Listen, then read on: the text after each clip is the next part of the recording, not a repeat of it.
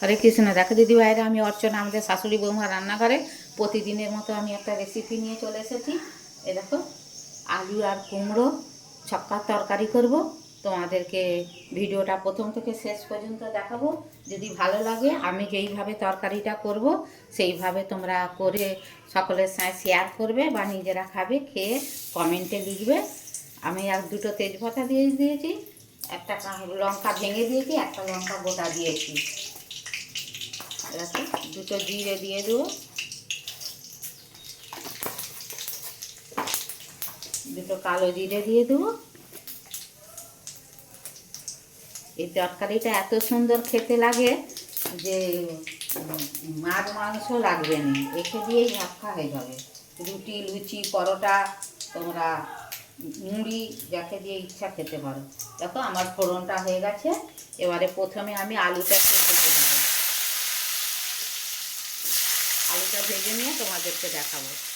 দেখো দিদি ভাইরা, আলুটা ভালো ভাজার জন্যে আমি একটুখানি নুন দিয়ে দেবো। দেখো, হালকা করে একটুখানি হলুদ দেবো, দিয়ে তাহলে আলুটা ভালো আধ সিদ্ধ হয়েই যাবে। দেখো দিদি ভাইরা, আলুগুলো আমার ভাজা হয়ে গেছে। দেখো, আলুগুলো এত সুন্দর ভাজা হয়েছে। দেখো, এমনিতেই সেদ্ধ হয়ে গেছে। এমনিতেই সেদ্ধ হয়ে গেছে। এবারে আমি কুমড়োগুলো ওর সঙ্গে তুলে দেবো। আমি যেইভাবে ভিডিওটা দেখাচ্ছি রান্নাটা, সেইভাবে তোমরা ভিডিওটা না বন্ধ করে করে দেখে তোমরা পুরোটাই ভিডিওটা দেখবে করে খাবে, খুব সুন্দর খেতে লাগে। এবার এইটাকে আমি আবার চাপা দিয়ে দিয়ে ভাজবো, ভেজে তোমাদেরকে আবার দেখাবো। দেখো দিদি ভাইরা, কুমড়ো আর আলুটা আমার কষা হয়ে গেছে। দেখো, আলুটা আমার সেদ্ধই হয়ে গেছে, নুন হলুদ দিয়ে চাপা দিয়ে দিয়ে ভেজেছি। দেখো, এবার কুমড়োটা আলুটা তুলে নিয়ে তোমাদেরকে দেখাবো। দেখো দিদি ভাইরা, আমি এতে একটু এবার সর্ষের তেল দেবো।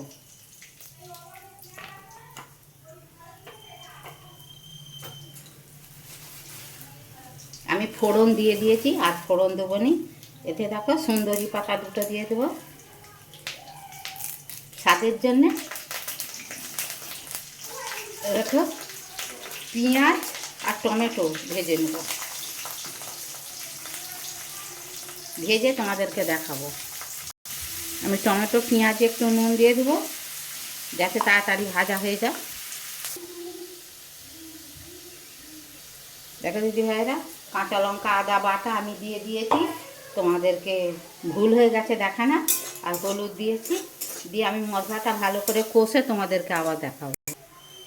দেখো দিদি ভাইরা, কাঁচা লঙ্কা বাটা দিয়েছি, আমি শুকনো লঙ্কা দেবো নি। এ দেখো, ধনে জিরে আর মৌরি গুঁড়ো দিয়ে দেবো। এ দেখো, এখানে 1 চামচ টক দই ফেটে রেখেছি, এই টক দইটা দিয়ে দেবো, দিয়ে আবার ভালো করে ভাজবো, তোমাদেরকে দেখাবো। দেখো দিদি ভাইরা, মশলাটা আমার ভাজা হয়ে গেছে। এবার দেখো, আমি ছোলার ডাল 100 গ্রামের মতো সেদ্ধ করে রেখেছিলাম, এটা ঢেলে দেবো।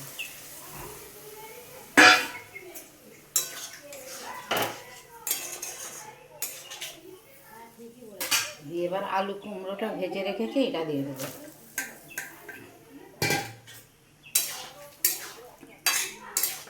এরকম করে যদি তরকারি করা যায়, মাছ মাংস কিচ্ছু লাগবে না, একে দিয়েই ভাত খাওয়া হয়ে যাবে। রুটি, পরোটা, লুচি, ভাত সব দিয়ে খাওয়া হয়ে যাবে। আমি যেইভাবে করেছি তোমরা সেইভাবে করার অনুরোধ রইল।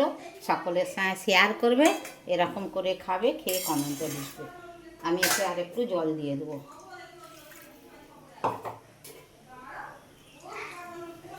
দিয়ে দেখো, চাপা দিয়ে দেবো, হয়ে গেলে তোমাদেরকে দেখাবো। দেখো দিদি ভাইয়েরা, কুমড়োর তরকারিটা আমার হয়ে গেছে। এবারে আমি একটু মিষ্টি দিয়ে দেবো, যেহেতু কুমড়োর তরকারি একটু না মিষ্টি দিলে খেতে ভালোই লাগবে না। দেখো দিদি ভাইয়েরা, আলু কুমড়োর তরকারিটা আমার হয়ে গেছে। এবারে দেখো, গরম মশলা, সব রকম মশলা আমাদের ভাজা আছে রেসিপির জন্যে, একটু ওপর থেকে ছড়িয়ে দেবো। দেখো, কত সুন্দর তরকারিটা হয়েছে, খেতেও খুব সুন্দর লাগে। তোমাদের এইভাবে করে, আর তোমরা নিরামিষও করতে পারো। আমি যেমন পেঁয়াজ দিয়েছি, তোমরা পেঁয়াজ না দিয়েও করতে পারো, তাতেও খেতে খুব সুন্দর লাগবে। ভিডিওটা প্রথম থেকে শেষ পর্যন্ত দেখিয়েছি, তোমরা এইভাবে করে খাবে, খেয়ে কমেন্টে লিখবে আমার এই আলু কুমড়োর তরকারিটা কেমন হয়েছে। তোমরা কে কোথা দিয়ে ভিডিওটা দেখছো কমেন্টে লিখবে, আমাদের ধন্যবাদ জানাতে সুবিধে হবে।